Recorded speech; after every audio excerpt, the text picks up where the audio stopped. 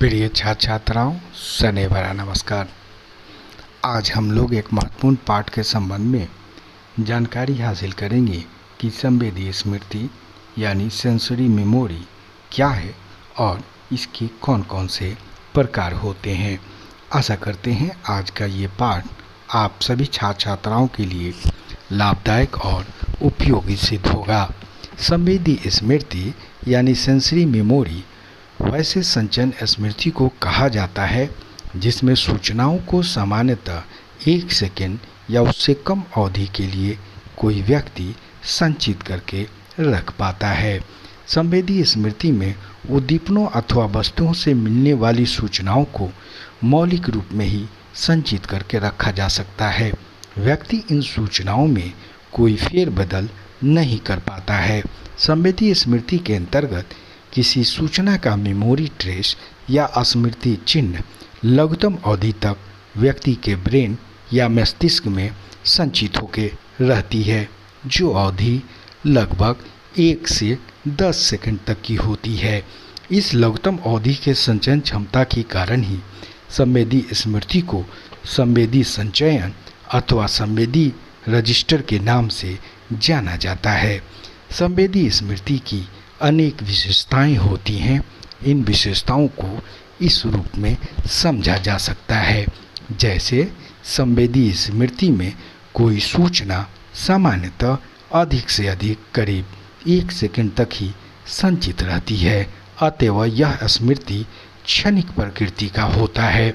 लघुकालीन स्मृति की तुलना में संवेदी स्मृति की संचयन क्षमता बड़ी होती है, परंतु दीर्घकालीन स्मृति की तुलना में संवेदी स्मृति की संचयन क्षमता छोटी होती है।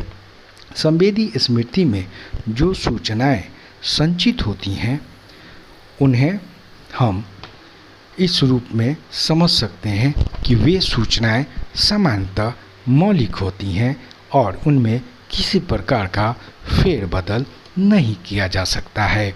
संवेदी स्मृति में संचित सूचनाएं उद्दीपनों अथवा सूचनाओं का अयथार्थ प्रतिनिधित्व करती हैं, जबकि लघु अवधि स्मृति तथा दीर्घकालीन स्मृति में सूचनाएं विकृत होकर अयथार्थ भी हो जाती हैं।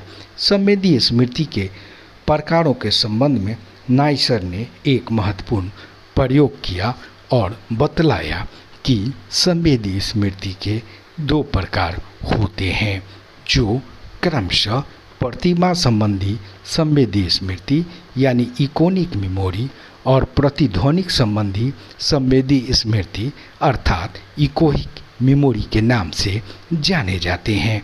प्रतिमा संबंधी स्मृति संवेदी स्मृति का एक ऐसा प्रकार होता है जिसमें किसी देखे गए अथवा वस्तु या उद्दीपन के संबंध में कोई व्यक्ति स्मृति चिन्हों को संचित करके कुछ सेकंड के लिए अपने ब्रेन में या मस्तिष्क में रख पाता है।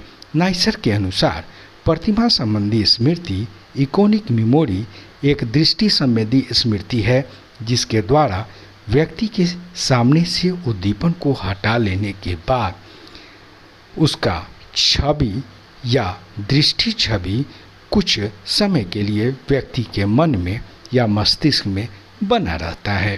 प्रतिमा संबंधी स्मृति के अस्तित्व को दिखाने के लिए स्पर्डिंग ने सबसे पहला प्रयोग किया था। प्रतिमा संबंधी स्मृति की कुछ खास विशेषताएं होती हैं, जिसके आधार पर इसके स्वरूप को आसानी से समझा जा सकता है, जैसे कि प्रतिमा संबंधी स्मृति का स्वरूप असहचर्यात्मक या नॉन एसोसिएटिव होता है।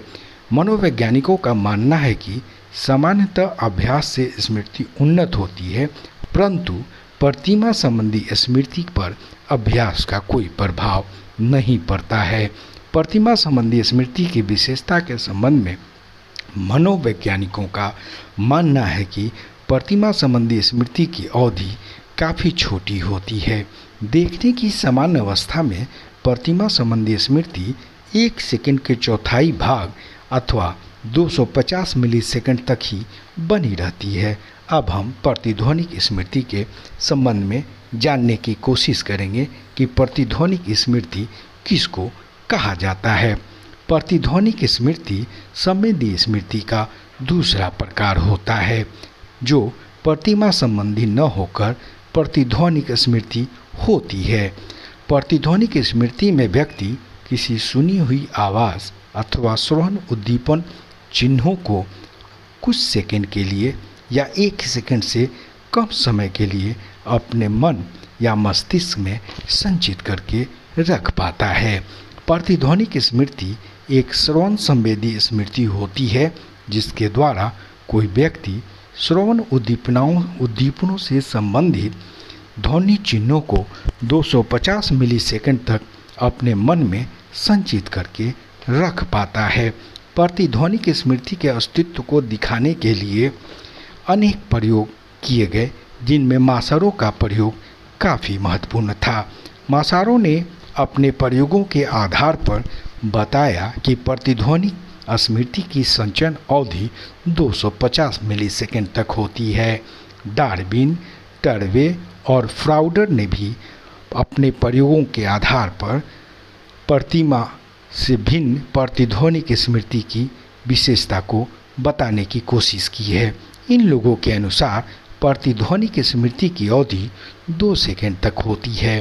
एरिक्सन एवं जॉनसन ने अपने अध्ययन के आधार पर बतलाया है कि एक साधारण आवाज़ की प्रतिध्वनिक स्मृति 10 सेकंड तक होती है। अब हम ये समझें कि संवेदी स्मृति के सामान्यतः 2 ही प्रकार होते हैं, जो ध्वनि से संबंधित होते हैं और देखे गए किसी उद्दीपन या वस्तु से संबंधित होते हैं, और इनसे संबंधित स्मृति चिन्हों को व्यक्ति अपने मन में या अपने मस्तिष्क में संचित करके रखता है और उसका उपयोग अपने अधिगम में या अन्य मानसिक क्रियाओं में करता है। अब आज का ये पाठ यहीं पर समाप्त होता है।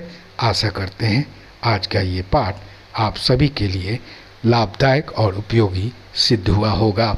बहुत बहुत धन्यवाद।